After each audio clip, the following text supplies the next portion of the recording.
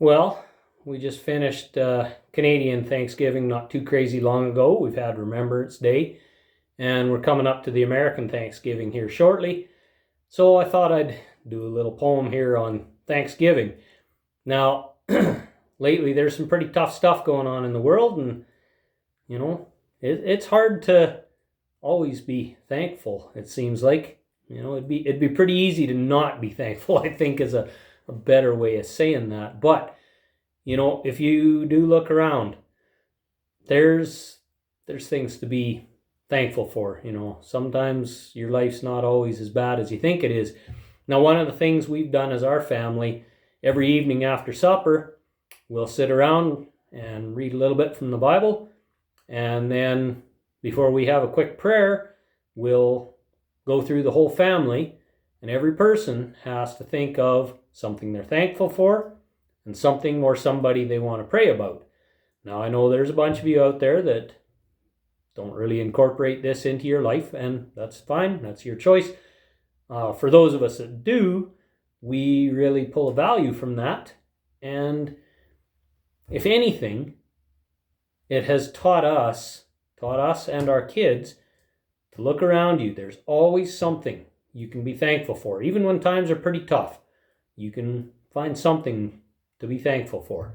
And you can always find somebody else that needs a little bit of help too. So that being said, I thought I'd share a Thanksgiving poem with you.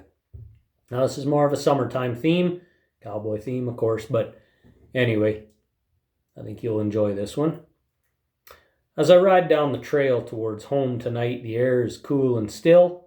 There's a promise of rain in the western sky, and it'll fall if it's the Lord's will.